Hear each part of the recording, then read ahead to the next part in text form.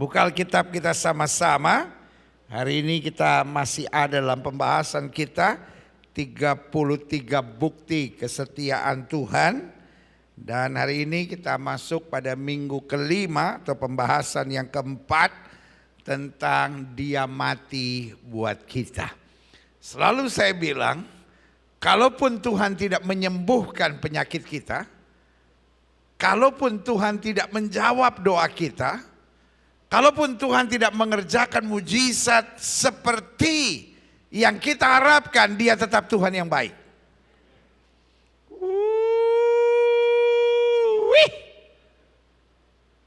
Ini seandainya belum pandemi ini pasti banyak yang bilang amin ini. Cuman biasa, baru belajar kembali ke gereja tuh. Yang di rumah, amin. Haleluya. Yang di Gading Serpong dan yang ada di Tamres, amin. Haleluya. Mungkin udah mulai sadar sedikit. Saya selalu bilang, kalaupun Yesus tidak menyembuhkan penyakit kita, meskipun Dia menyembuhkan, kalaupun Dia tidak jawab doa kita, meskipun Dia selalu jawab doa kita, kalaupun Dia tidak mengerjakan mujizat seperti yang kita harapkan, Dia tetap Tuhan yang baik. Kalau sudah tanya sama saya, tapi kalau penyakit saya nggak disembuhkan, kalau doa saya nggak dijawab, kalau mujizat nggak terjadi, bagaimana bisa Dia adalah Tuhan yang baik? Karena Dia mau mati menggantikan hidup kita. Amin. Dengan Dia menggantikan kita dalam kematiannya, maka kita berhak untuk menerima kehidupan, kebangkitan dan kemuliaan bersama Dia. Yang setuju katakan amin. Ini yang kita mau belajar hari ini. Buka Alkitab kita sama-sama. Terima kasih buat dukungan doa saudara sekalian. KKR kemarin di Merauke berjalan dengan dahsyat, saudara-saudara. Setiap malam ribuan orang ada di lapangan Merdeka. 2 malam berturut-turut dan puji Tuhan. Banyak-banyak orang disembuhkan, banyak-banyak orang dijamah Tuhan, banyak-banyak orang dipulihkan Tuhan.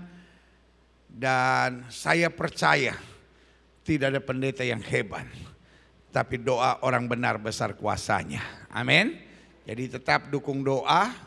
Minggu ke-3 bulan September saya akan ada di Simalungun dan juga saya akan ada di Rantau Prapat, ya daerah Simalungun, saudara-saudara, di Rantau Prapat dan di Labuan Batu. Bantu doa supaya, dan di 2 tempat itu paginya ada seminar, malamnya ada KKR, saudara-saudara, selama 2 malam di Labuan Batu dan 2 malam di Simalungun.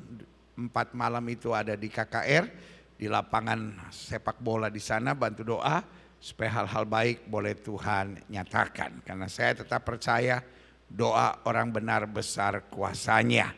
Jadi dengan saudara berdoa, saya percaya kuasa Tuhan akan dinyatakan dengan dahsyat. Ya. Nah, buka Alkitab kita sama-sama.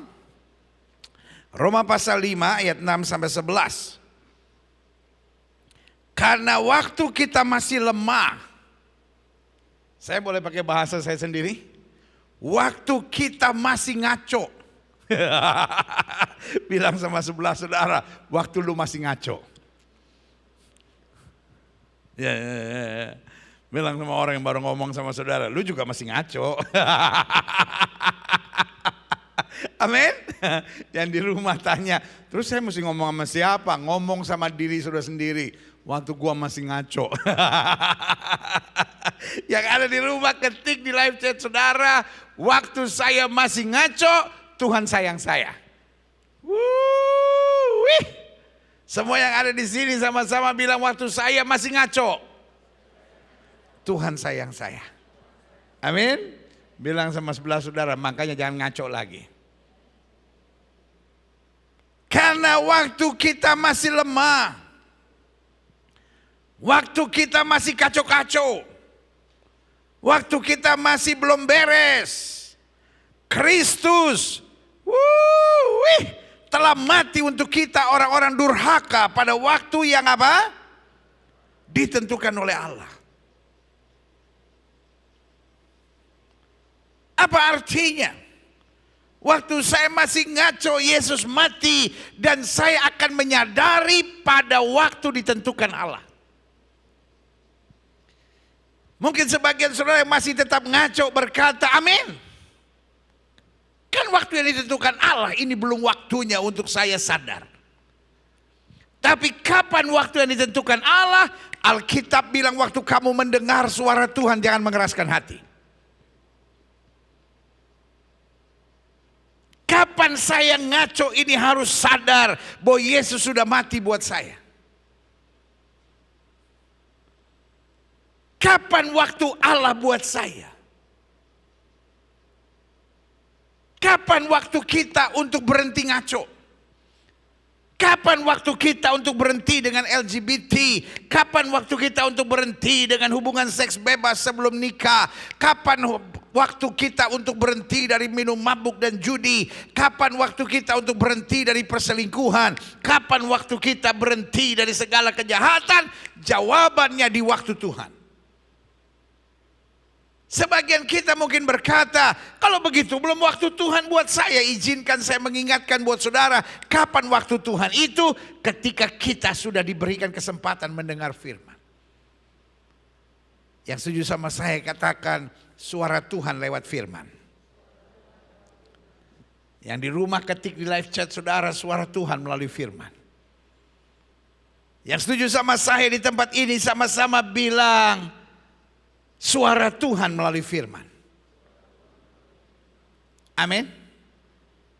Ketika Tuhan sudah berbicara melalui firman-Nya, itu adalah waktu Tuhan buat kita. Tinggal persoalannya kita mau terima atau tidak terima. Makanya Alkitab bilang kalau Tuhan berbicara jangan apa? Ya Tuhan, saya udah semangat begitu, saya pikir ada yang langsung sambung. Alkitab saya bilang waktu Tuhan berbicara jangan apa? Keraskan hati. Sama-sama bilang saya tidak boleh keraskan hati. Karena kalau saya keraskan hati saya ngaco lagi. Tanya sama sebelah saudara, mau tetap ngaco? Sama-sama bilang saya mau diubahkan Tuhan. Yang mau diubahkan Tuhan angkat tangannya. Kasih tepuk tangan yang meriah buat Tuhan. Haleluya. Coba lihat di sini. Karena waktu kita masih lemah, waktu kita masih kacau-kacau, waktu kita masih ngaco, Kristus telah mati untuk kita, orang-orang durhaka pada waktu yang ditentukan Allah. Sebab dikatakan apa? Tidak mudah seorang mau mati untuk orang yang benar. Tetapi mungkin untuk orang yang baik ada orang yang apa? Berani mati. Tapi Yesus mati buat kita bukan karena kita berjasa. Tapi justru because there is no other way. Sama-sama bilang sama saya, nggak ada jalan lain. Makanya siapa orang Kristen itu? Orang Kristen adalah orang yang bersyukur. Bahwa diselamatkan bukan karena amal ibadah dan perbuatan baik. Tapi dia diselamatkan karena anugerah. Amin. Kenapa kita mengembalikan perpuluhan milik Allah? Ada orang berdebat, perpuluhan itu perjanjian lama atau perjanjian baru. Ada orang berdebat dan berkata perpuluhan itu wajib atau tidak wajib. Ada banyak orang ribut soal itu dan selalu saya katakan orang yang ribut soal perpuluhan yang pertama pasti pelit. Pasti. Dan yang kedua pasti orangnya hitung-hitungan. Dan yang ketiga orangnya pasti nggak pernah bayar perpuluhan. Ngerti maksud saya? Makanya dia berdebat. Tetapi kita mengembalikan perpuluhan milik Allah bukan karena takut dikutuk. Bukan karena takut belalang pelahap, belalang pengerip, belalang pindahan, dan belalang pelompat. Bukan karena takut hidup akan menderita. Bahkan bukan supaya hidup kita diberkati. Tapi kenapa kita mengembalikan perpuluhan milik Allah? Karena syukur kita bahwa Tuhan terlalu baik buat kita. Kenapa kita melayani Tuhan? Sebagian berdebat dan berkata, oh hanya orang-orang tertentu yang boleh melayani Tuhan. Sebagian berkata, ya hanya orang-orang pilihan. Sebagian berkata, nggak boleh orang yang baru bertobat, siapapun namanya. Kenapa kita melayani Tuhan? Bukan supaya kita diberkati, bukan supaya kita berhasil, bukan supaya apa saja yang kita buat dibuat Tuhan dahsyat. Tetapi kenapa kita melayani Tuhan? Karena kita bersyukur bahwa Tuhan terlalu baik buat kita. Amin. Kenapa kita tinggalkan dosa? Bahkan kita tinggalkan dosa bukan karena takut neraka. Kita tinggalkan dosa bukan karena menurut kita saya ingin dan rindu masuk surga. Tetapi kenapa kita tinggalkan dosa? Karena Tuhan terlalu baik buat kita. Dengan lain kata, kita nggak tinggalkan dosa sambil berkata, Tuhan, saya udah tinggalkan dosa nih. Awas kalau masih lempar saya ke neraka. Karena kita bisa bebas dari api neraka bukan karena perbuatan baik. Tapi kita bebas dari api neraka karena darah yang tertumpah di atas kayu salib. Berikan tepuk tangan yang meriah buat Tuhan. Hari ini waktu kita menerima tubuh dan darah Kristus, kita bersyukur.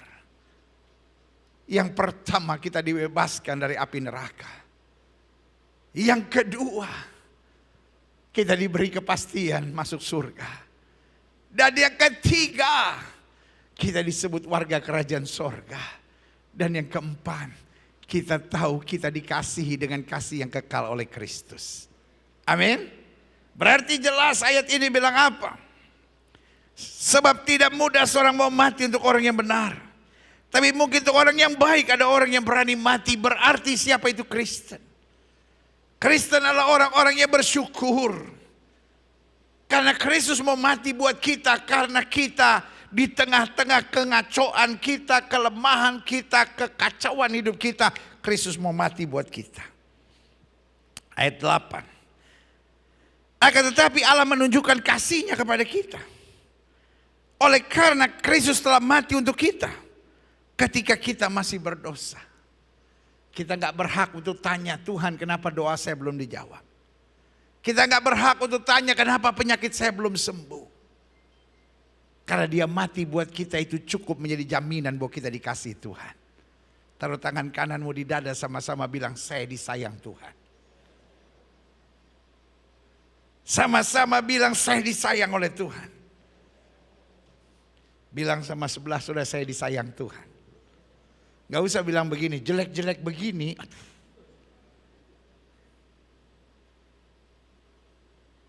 Orang Indonesia itu paling senang ngomong yang negatif. Jelek-jelek begini, ya astaga. Yang kayak begitu gak usah dipromosiin, manusia bisa lihat sendiri. Saudara menghadapi masalah apapun, dikhianati siapapun, difitnah siapapun, dadamu harus tetap busung, langkahmu harus tegak, kepalamu harus tetap terangkat. Saya disayang oleh Tuhan Yesus. Berikan tepuk tangan yang meriah buat Tuhan. Amin. Kita lihat selanjutnya. Akan tetapi Allah menunjukkan kasih-Nya kepada kita oleh karena Kristus telah mati untuk kita ketika kita apa? Masih berdosa. Masih lemah, masih ngaco, masih hidup kacau-kacau. Ayat 9. Lebih-lebih. Karena kita sekarang telah dibenarkan oleh darah-Nya. Kita pasti. Yes. Sama-sama bilang, saya pasti. It's not mudah-mudahan. Tetapi saya pasti diselamatkan dari apa? Murka Allah.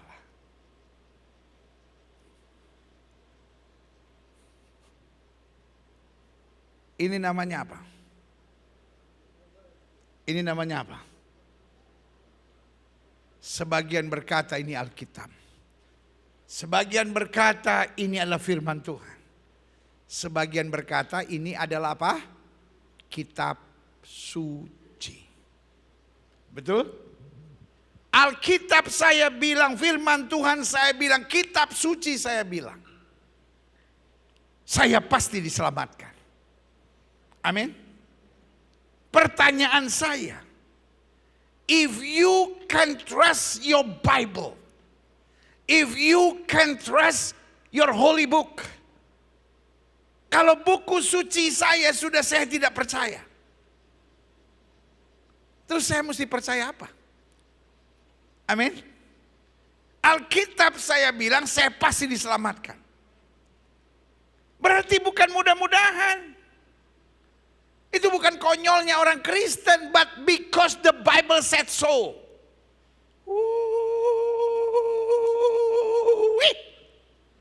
Amin. Sama-sama bilang Alkitab bilang demikian.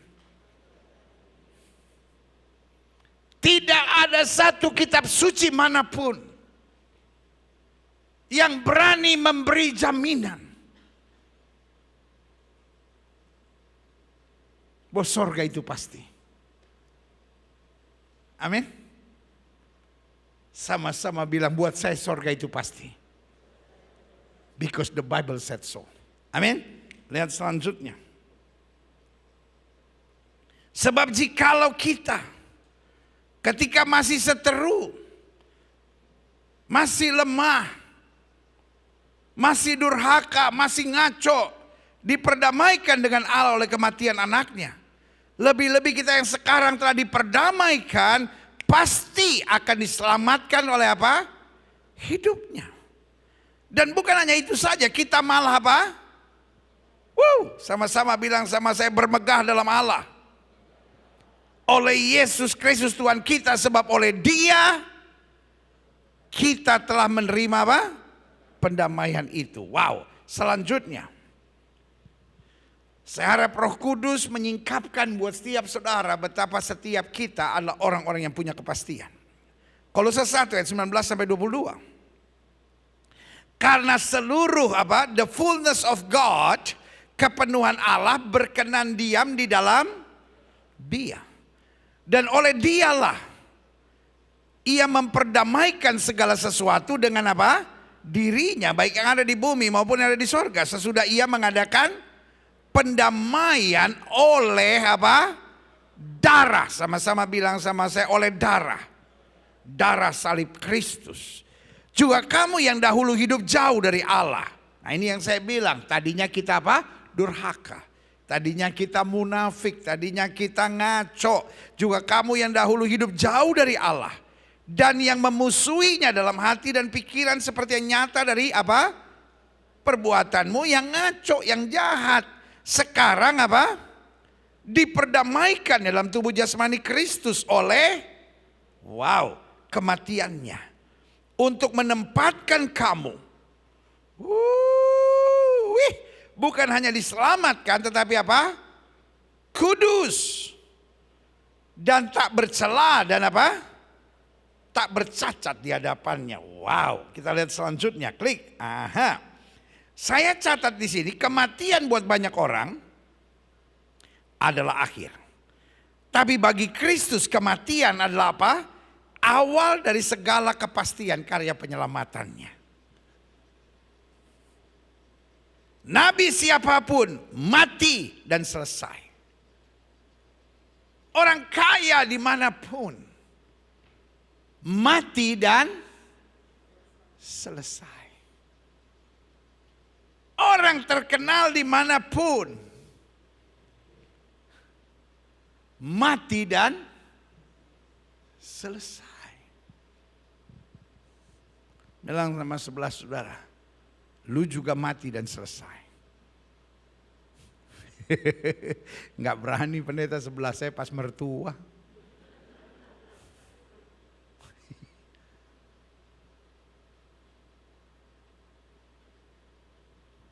Tetapi Kristus mati dan itu mengawali karya keselamatan dalam kemuliaannya. Karena Dia yang mati tidak selesai, tapi Dia bangkit dari kematian menyatakan kemuliaan. Berikan tepuk tangan yang meriah buat Tuhan. Makanya selalu saya bilang hanya orang bodoh yang tukar imannya. Hanya orang bodoh yang meninggalkan Kristus hanya karena perempuan, hanya karena laki-laki, hanya karena pernikahan, hanya karena mau cari popularitas, hanya karena merasa menjadi Kristen tekanan yang terlalu berat. Karena di dalam Kristus kita punya kepastian. Sama-sama bilang sekali Yesus tetap Yesus.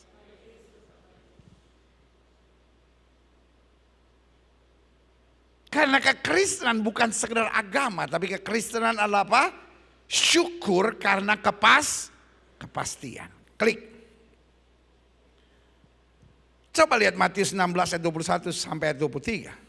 Sejak waktu itu, Yesus mulai menyatakan kepada murid-muridnya bahwa ia harus pergi ke Yerusalem dan menanggung banyak penderitaan dari pihak tua-tua, imam-imam kepala dan ahli-ahli Taurat. Lalu apa? Lalu apa?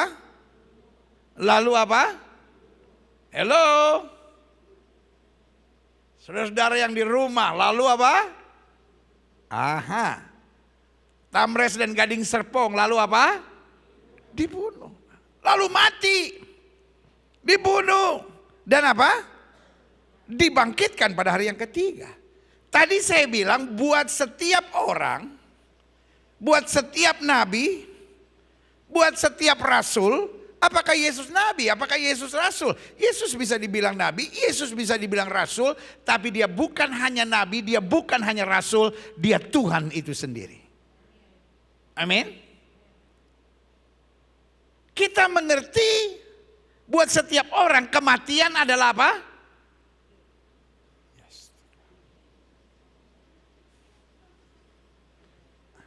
Ada yang bawa Panadol? Kepala saya mau pecah ini. Buat setiap orang kematian adalah apa? Akhir. Jadi waktu Yesus bilang, anak manusia akan ditangkap, anak manusia akan disesah, dan anak manusia akan apa? Dibunuh, akan mati. Selanjutnya udah gak dipikirin oleh Petrus. Karena Yesus bilang akan bangkit. Petrus pikir semua orang juga akan bangkit pada nanti di hari kebangkitan. Jadi mendengar kata dibunuh, otak normal Petrus berpikir apa? Finish. Otak normal Petrus berpikir apa? Finish. Because death is the finish line of everyone. Kematian adalah garis akhir dari setiap orang. Jadi waktu Yesus bilang mau dibunuh, lihat selanjutnya reaksi Petrus. Tetapi Petrus menarik Yesus ke samping dan apa?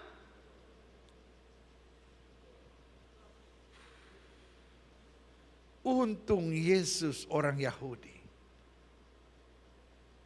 Kalau Yesus orang Balige, dapat tempeling Petrus ini. Yesus lagi bernubuat, Yesus lagi menyampaikan apa yang terjadi, ditarik. Dia apa? Tegur.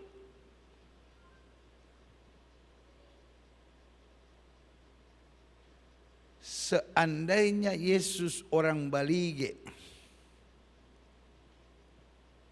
maka jawaban Yesus adalah, kau Petrus, berani-berani kau tarik dan tegur aku. Ngerti gak maksud saya? Iya kan? Sorry pakai bahasa ini. Ini kurang ajar nih. Kurang apa? Kurang ajar. Tetapi di sisi yang lain itu karena keterbatasan pemikirannya. Tetapi kasihnya mendalam kepada Kristus. Karena dia pikir, if you are dead, kalau kamu mati berarti selesai. Makanya Petrus bilang apa? Coba lihat. Petrus menarik Yesus ke samping. menegur dia, katanya, Tuhan, kiranya Allah apa? Menjauhkan hal itu. Hal itu sekali-kali apa? Will not be happen in your life. Jangan sampai kamu mati, at least. Jangan sekarang.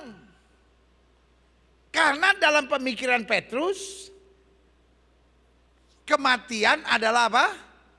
Akhir. Yesus berpaling dan berkata kepada Petrus, "Enyahlah iblis.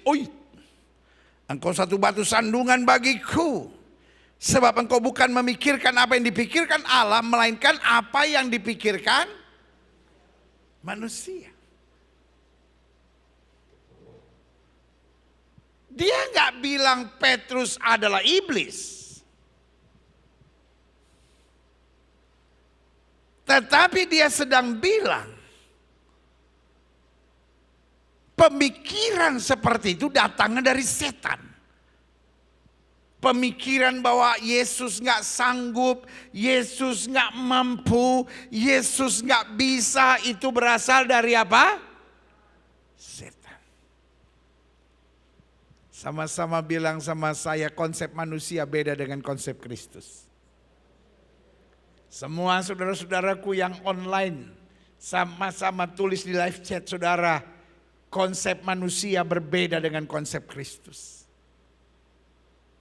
Saya tidak mau memikirkan apa yang dipikirkan oleh manusia. Karena yang dipikirkan oleh manusia hanya mendatangkan stres, ketertekanan, kekecewaan, kepahitan. Tapi yang dipikirkan Kristus akan mendatangkan kekuatan, kemenangan, sukacita, dan kemuliaan Tuhan. Berikan tepuk tangan yang meriah buat Tuhan. Kita lihat selanjutnya. Saya sengaja baca lambat-lambat supaya setiap saudara mengerti. Dari sini kita belajar apa makna kematian Kristus. Yang pertama, penggenapan janji.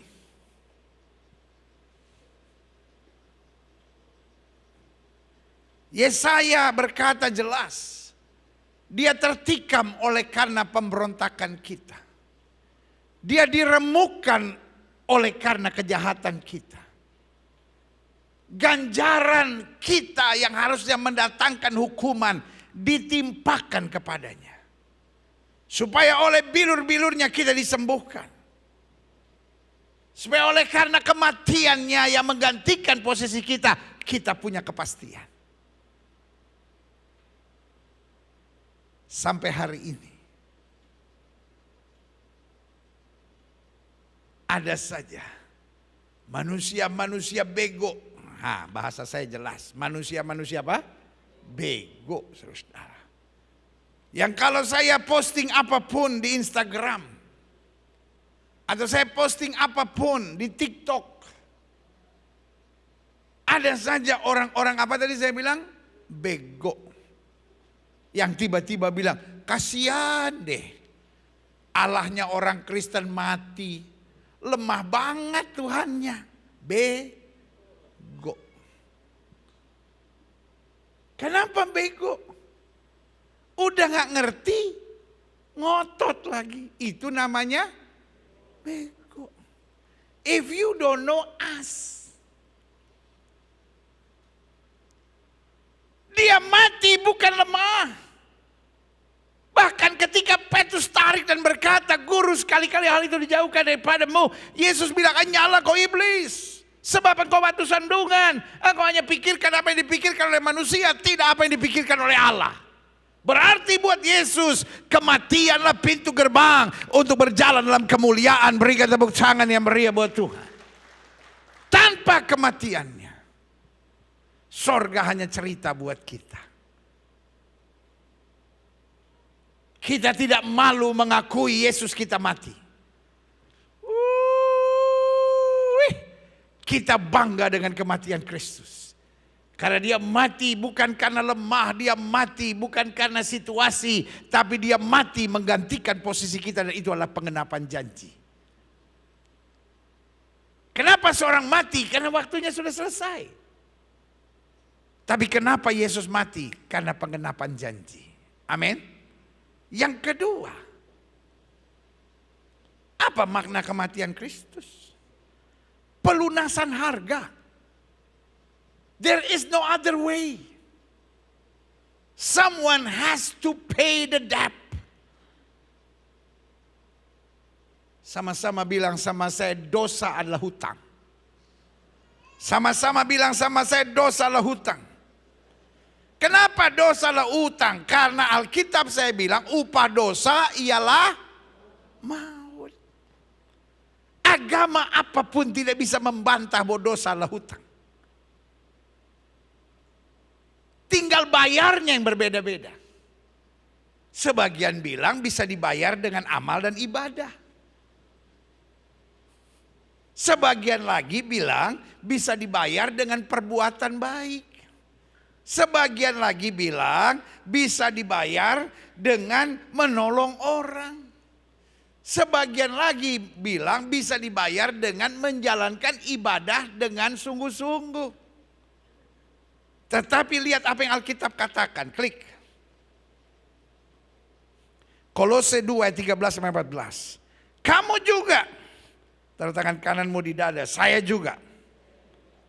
Meskipun dahulu mati oleh pelanggaranmu, dan oleh karena tidak disunat secara lahiriah, telah apa? Dihidupkan Allah bersama-sama dengan dia, dengan Kristus, sesudah ia apa? Mengampuni segala pelanggaran kita. Lalu kita tanya, bagaimana dia mengampuni segala pelanggaran kita?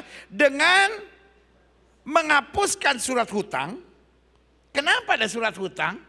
Because everyone is sinning. Setiap kita berbuat dosa. Dengan menghapuskan surat hutang yang oleh ketentuan-ketentuan hukum mendakwa dan mengancam kita, dan itu ditiadakannya dengan apa? Memakukannya pada kayu salib. Orang yang gak ngerti berkata orang Kristen itu aneh. Orang dunia berbangga. Setiap agama berbangga dengan so-called their prophet. Yang begini, yang begini, yang begini. Tapi kita bangga buat juru selamat kita yang mati buat kita. Karena kita mengerti kematiannya berbeda dengan kematian manusia pada umumnya. Kematian manusia pada umumnya adalah kelemahan, makanya Petrus menarik keluar dan berkata, Guru, sekali-kali hal itu dijauhkan daripadamu. Tapi Yesus malah menegurnya dan berkata, nyala engkau iblis. Karena kematian Kristus yang pertama adalah pengenapan nubuat. Pengenapan janji.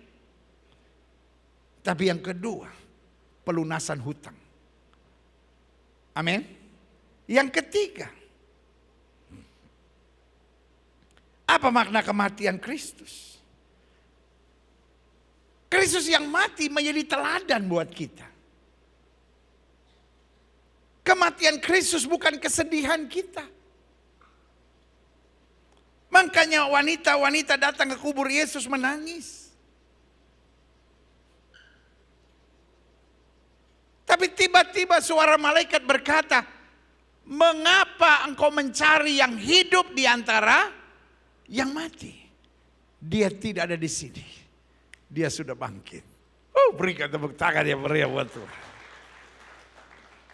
Berarti yang ketiga, makna kematian Kristus adalah teladan buat kita. Teladan apa? Coba lihat ini. Filipi 2 ayat 5-8, hendaklah dalam hidupmu bersama menaruh pikiran perasaan terdapat juga dalam apa? Kristus Yesus. Yang walaupun dalam rupa Allah tidak menganggap kesetaraan dengan Allah sebagai milik yang dipertahankan. Melainkan telah mengosongkan dirinya sendiri dan mengambil rupa seorang hamba dan menjadi sama dengan manusia. Dan dalam keadaan sebagai manusia, ia telah merendahkan dirinya dan taat sampai mati, bahkan sampai di kayu salib.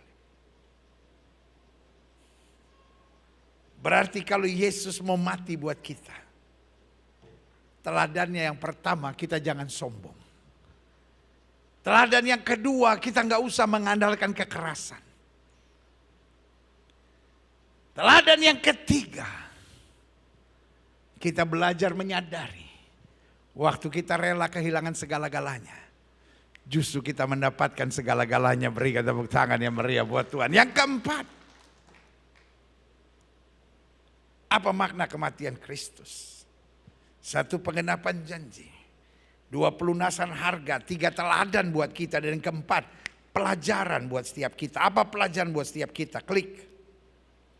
Roma 6 ayat 3-5. Atau tidak tahukah kamu bahwa kita semua telah dibaptis dalam Kristus, telah dibaptis dalam apa? Kematiannya. Makanya gereja Bethel Indonesia percaya dua hal dalam baptisan. Yang pertama, gereja Bethel Indonesia tidak membaptiskan anak-anak. Gereja Bethel Indonesia membaptiskan orang dewasa yang sudah, satu, mengerti, dan dua, sudah bertobat. Amin. Dan yang kedua, gereja Bethel Indonesia percaya bahwa baptisan harus di dalam air. Kecuali buat mereka dengan alasan-alasan tertentu. Kemarin ada oma-oma umur 93 tahun minta dibaptis. Kita tidak bisa tenggelamkan, karena kalau kita tenggelamkan mungkin itu hari terakhir.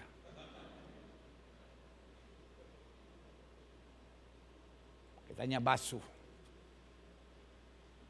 Tetapi yang umum kita menenggelamkan. Karena baptisan adalah komitmen bahwa kita mati bersama Kristus. Dan ketika kita keluar dari air, kita bersatu dalam kuasa kebangkitan. Yang berikan tepuk tangan yang meriah. Dikatakan di sini, atau tidak tahukah kamu bahwa kita semua telah dibaptis dalam Kristus, telah dibaptis dalam kematiannya. Dengan demikian kita telah dikuburkan bersama-sama dengan dia oleh baptisan dalam kematian. Supaya sama seperti Kristus telah dibangkitkan dari antara orang mati oleh kemuliaan Bapa, demikian juga kita akan apa? Hidup dalam apa? Hidup yang baru. Sebab jika kita telah menjadi satu dengan apa yang sama dengan kematiannya, kita juga menjadi satu dengan apa yang sama dengan kebangkitannya. Berarti apa pelajaran dalam kematian Kristus? Pelajarannya adalah dia yang mati dan bangkit. Adalah dia yang mempersatukan kita dalam kematiannya. Dan menikmati kita dalam kuasa kebangkitannya. Berikan tepuk tangan yang meriah buat Tuhan. Selanjutnya. Berarti saya simpulkan, mereka yang menyadari makna kematian Kristus akan memiliki kehidupan yang membawa kematian Kristus tersebut. Jadi pelajarannya sangat jelas. Kalau kita memahami kematian Kristus, otomatis pada saat yang bersamaan kita akan memiliki kehidupan yang akan membawa apa? Kematian Kristus. Makanya Alkitab bilang, kita sudah disalibkan bersama dengan Kristus. Sehingga kalau kita hidup, bukan kita lagi yang hidup, tapi apa? Kristus yang hidup dalam hidup kita. Klik, coba lihat ayat ini. 2 Korintus 4 ayat 10. Kami senantiasa membawa kematian Yesus dalam tubuh kami. Supaya kehidupan Yesus juga menjadi nyata dalam apa? Tubuh kami. Kenapa banyak perdebatan di YouTube sekarang? Tentang apakah ikut Kristus harus diberkati atau ikut Kristus harus menderita? Kalau ada pendeta yang berani berbicara ikut Kristus pasti diberkati, akan dituduh, akan diserang dan dibilang, oh ini pendeta duniawi, pendeta yang gak punya dasar teologi, pendeta aliran kemakmuran.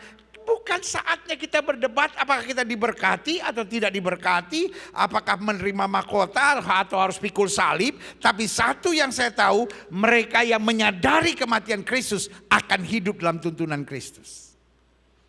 Mau diberkati kek, gak mau diberkati kek, pokoknya kita tetap sukacita sorak-sorai dalam kemuliaannya. Berikan tepuk tangan yang meriah. Iya kan? Sama-sama bilang Kristus cukup buat saya. Kalau saya harus menderita, saya hanya mau menderita karena Kristus mengizinkannya. Saya nggak mau menderita karena bodohnya saya dan tololnya saya, karena tidak menyadari apa yang Kristus sudah sediakan buat saya. Amin. Sama-sama bilang, kalau saya harus menderita, itu hanya karena Tuhan menginginkannya. Bukan karena bodoh dan tololnya saya. Betul? Makanya Bartimius tidak mau menderita sembarang menderita. Waktu dia dengar Yesus lewat, dia teriak, Jesus son of David, have mercy on me. Amin. Wanita pendarahan tidak mau menderita asal menderita. Dia siap menderita, 12 tahun dia sudah menderita. Tapi dia nggak lihat Yesus dan dia nggak bilang, Guru, aku 12 tahun pendarahan, nggak apa-apa. Aku terus-terusan sampai mati begini. Enggak. Dia bilang asalku jamah jubahnya aku sembuh. Kemenangan, berkat, mujizat, kesembuhan adalah hak kita. Gak ada yang bilang amin, gak apa-apa. Masih dingin, udah lama soalnya kan, gak biasa ibadah kan. Kemenangan, berkat, mujizat, dan kesembuhan adalah hak kita. Amin, udah mulai lumayan. Kemenangan, berkat, mujizat, dan kesembuhan adalah hak kita. Kemenangan, berkat, mujizat, kesembuhan adalah hak kita. Wah, berikan tepuk tangannya meriah buat Tuhan. Bukan berarti kita gak siap menderita. Kita siap menderita kalau memang Kristus menghendaki demikian. Tetapi kemenangan, berkat, mujizat, kesembuhanlah hak kita.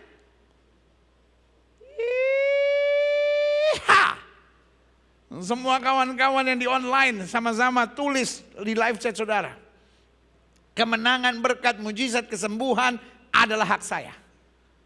Semua kita yang di gereja sama-sama bilang kemenangan, berkat, mujizat, kesembuhan adalah hak saya. Kurang mantap. Sama-sama bilang kemenangan, berkat, mujizat, kesembuhan adalah hak saya. Berikan tepuk tangan yang meriah buat Tuhan.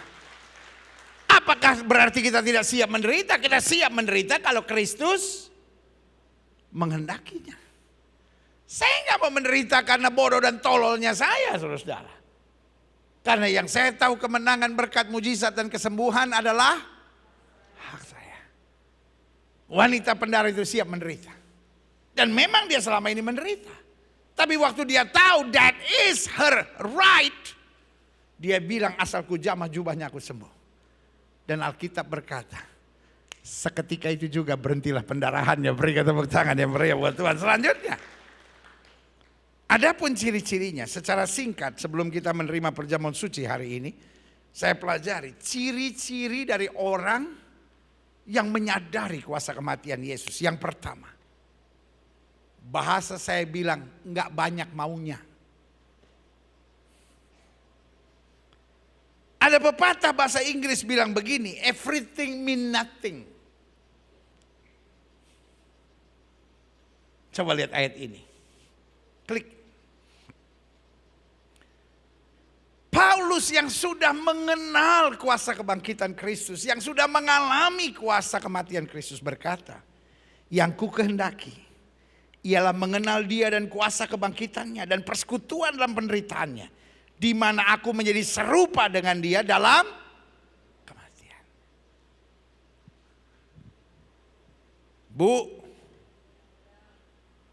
Bu, pertama 1, kedua 4. Bu, saya khotbah di Merauke, saya bilang bu, nggak ada yang berkata apapun. Baru saya bilang mace, baru yeah. Astaga, rupanya di Merauke nggak ada bu, yang ada cuma mace.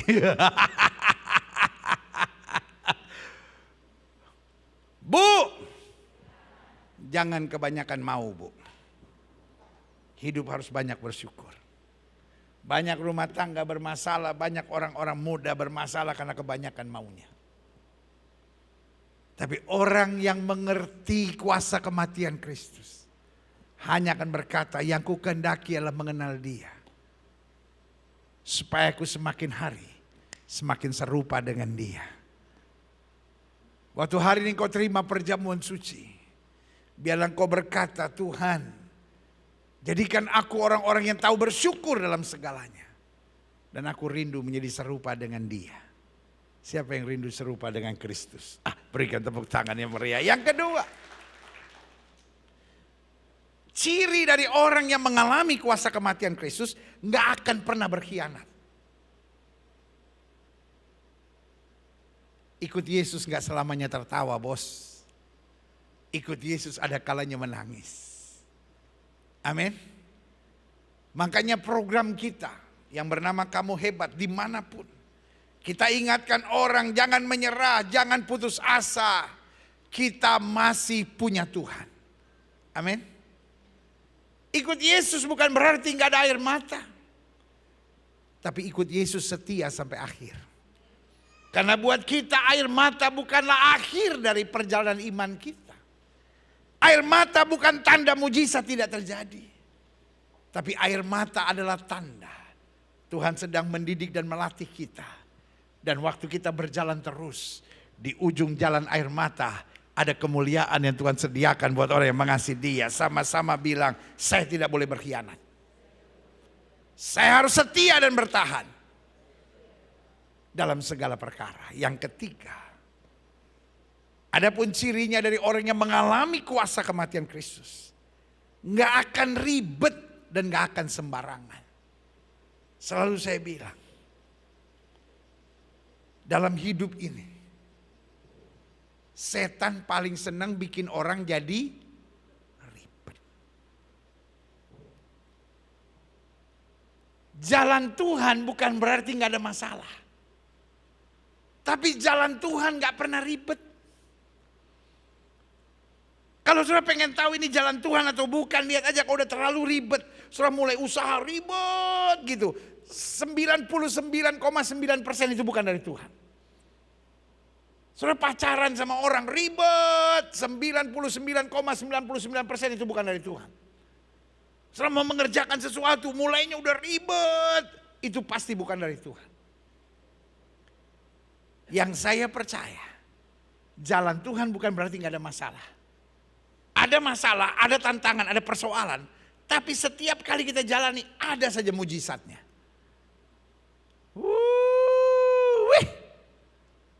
Pak, jadi orang jangan ribet. Jadi orang jangan ribet. Bu, jadi orang jangan ribet.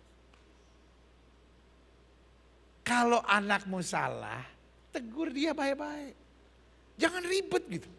Disindirlah, disitulah. Jangan. Mertua-mertua jangan. Ini pasti nyeletuk menantu-menantu ini. Mertua-mertua jangan ribet. Setan pengen kita ribet. Tapi anak Tuhan berkata, pokoknya saya percaya. Tuhan yang menyertai saya dan melakukan perbuatan-perbuatan yang gagah perkasa, berikan tepuk tangan. Dan hidup jangan sembarangan.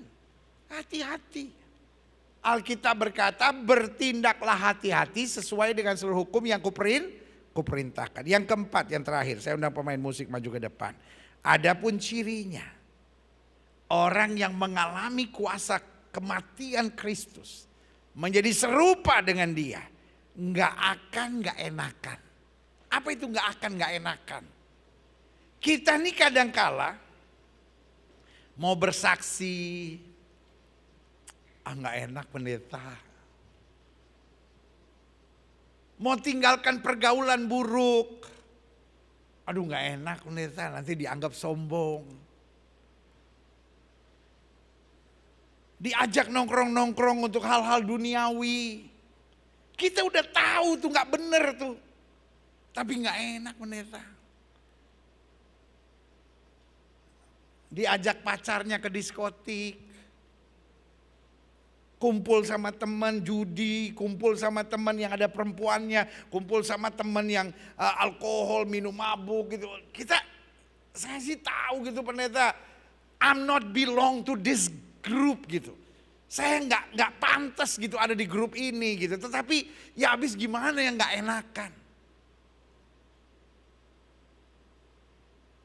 Yesus mati buat kita enak-enak aja saudara-saudara. Biarlah hari ini kita jadi orang yang lebih berintegritas. Kalau saya tahu ini akan membuat kesaksian saya tidak bagus, saya akan berkata tidak. Emang kumpul sama teman-teman terus pergi ke diskotik itu masuk neraka? Saya nggak bilang masuk neraka. Ini kadang-kala bukan soal neraka atau sorga, soal kesaksian kita cemerlang atau justru menjadi batu sandungan. Waktu kita mengalami kuasa kematian Kristus, kita jadi orang yang punya integritas. Selama saya tidak miring ke kiri maupun miring ke kanan, hidup saya diberkati. Saya nggak akan turun. Saya akan diangkat naik. Tidak menjadi ekor, dipimpin menjadi kepala. Berikan tepuk tangan ya.